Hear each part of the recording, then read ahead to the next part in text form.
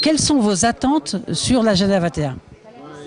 Eh bien écoutez, mes attentes, c'est d'arriver à mobiliser la population pour qu'ensemble on construise un plan d'action et on puisse s'engager sur des actions concrètes qui vont dans le sens d'un développement durable, c'est-à-dire un développement économique et social qui préserve le mieux possible notre planète. Pour vous, l'agenda 21, par rapport à ce que vous faites tous les jours avec les communes, c'est quoi exactement?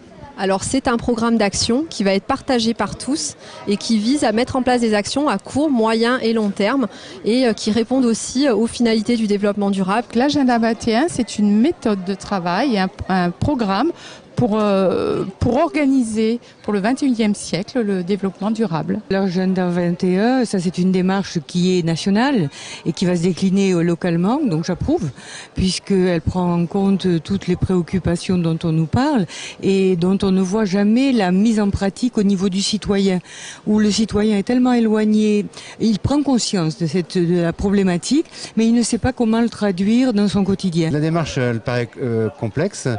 Mais avec de la bonne volonté, je crois que tout le monde peut y arriver. L'agenda 21, c'est quand même un formidable élan qui remet le citoyen au cœur des décisions.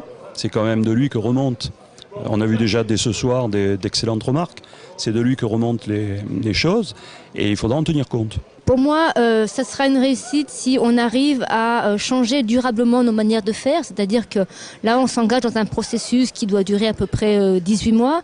Mais 18 mois pour formaliser un premier plan d'action. Mais pour moi, la réussite viendra si on arrive, au-delà des 18 mois, à continuer les actions, à se re-questionner en permanence, à s'améliorer en permanence et surtout à travailler ensemble avec les acteurs économiques et sociaux du territoire. Les critères de réussite, ça va faire en sorte que ce programme d'action réponde aux besoins qui ont été identifiés dans le cadre d'un diagnostic, donc par rapport aux atouts, aux faiblesses de la commune. L'agenda 21, c'est parfait, c'est très bien, mais ce qui me choque énormément, c'est que la phase qui va être la guerre de demain, l'eau potable, n'est pas incluse dedans. Il y a un problème d'eau.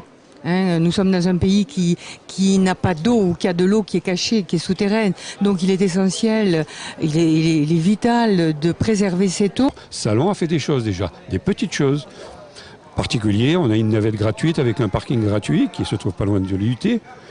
Vous allez faire un contrôle du car, vous verrez qu'il n'y a pas grand monde. Il y a du monde le mercredi, mais les gens n'y vont pas. Alors il y a peut-être une éducation à faire. Je pense que le déplacement est un des facteurs principaux de création de nuisances en matière d'environnement.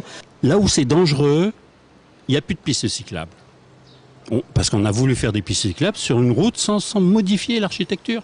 Vous sortez de la réunion, vos premières impressions à la sortie de réunion par rapport à des choses concrètes déjà que vous avez à l'esprit, déjà en disant voilà la préoccupation ont été remontées à travers les associations, les personnes qui sont venues ce soir. Alors l'objectif de ce soir était vraiment de mobiliser les acteurs relais de la commune.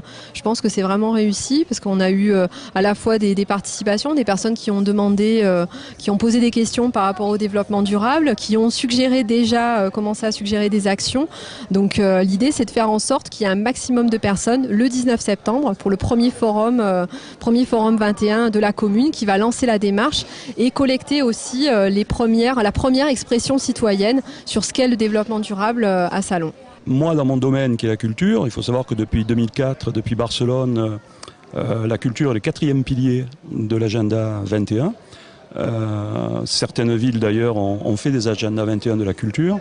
C'est assez difficile à mener tout seul, mais ce que je compte bien faire moi, c'est de faire en sorte que la culture soit prise en compte par cet agenda 21, et c'est de redonner un petit peu, peut-être ça va être le moyen, de faire un diagnostic de ce qu'est la culture aujourd'hui sur Salon. On a eu plus d'une centaine de personnes représentant des associations, des entreprises qui sont venues. Donc ça c'est déjà un signe que l'intérêt est très fort sur la population locale. Ensuite, on a eu du mal à pas rentrer déjà dans la génération d'idées. Il y a eu plein d'idées qui sont ressorties alors que l'objectif était uniquement de sensibiliser. Donc on voit qu'on est dans les starting blocks, des idées il y en aura plein et je suis très confiante sur la génération d'idées. Maintenant il faudra qu'on arrive à les prioriser et à mener les plans d'action jusqu'au bout.